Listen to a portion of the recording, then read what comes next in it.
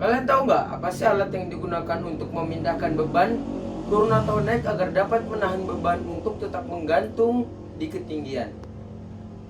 Ya, itu adalah wire rope height yang berfungsi untuk mengangkat, menurunkan, dan memindahkan beban berat secara vertikal dengan bantuan tenaga listrik atau motor.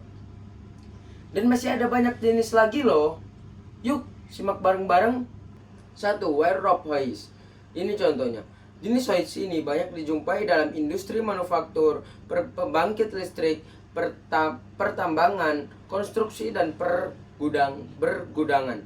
Hoist jenis ini memakai media sling atau tali kawat yang dipasangkan ke dalam drum untuk dihubungkan dengan gearbox dan motor sehingga bisa berputar. 2. Electric chain hoist. Ini contohnya. Jenis hoist yang satu ini digunakan untuk menurunkan dan mengangkat beban memanfaatkan tenaga listrik. Alat ini bisa memakai rantai untuk media pengangkatannya. Selain itu, jenis ini biasanya dipasangi chain di dalam sebuah drum yang dilengkapi oleh chain guide. 3. Pneumatic hoist. Ini contohnya. Pneumatic hoist adalah jenis hoist yang memanfaatkan tekanan udara yang diperlukan untuk mengangkat beban. Biasanya, operator mengoperasikan alat ini lewat dan kontrol saat menaikkan atau menurunkan beban. Alat crane. 1. Truck crane. Ini contohnya.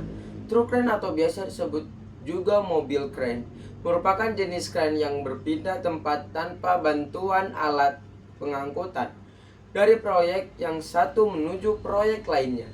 Namun, bagian crane harus tetap dibongkar guna memudahkan proses perpindahan. 2. Tower crane. Ini contohnya.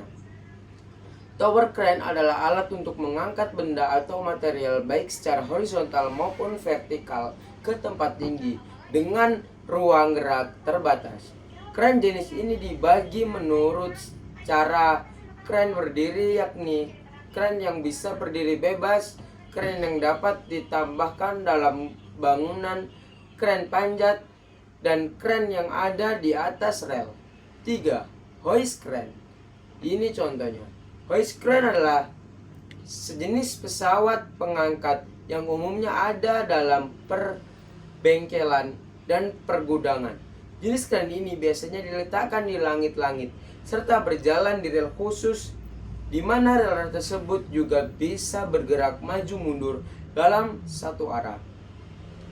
Jadi, kesimpulannya, hoist dan crane sangat penting di dunia otomotif karena memudahkan proses perbaikan, pemeliharaan, dan perakitan kendaraan dengan lebih cepat, aman, dan efisien, terutama dalam menangani komponen berat yang sulit diangkat secara manual. Berikut video storytelling dari saya mengenai hoist dan crane. Saya Muhammad Arsyad Rizky dan Putra Mubarak dari kelas 10 TAB. Wassalamualaikum warahmatullahi wabarakatuh.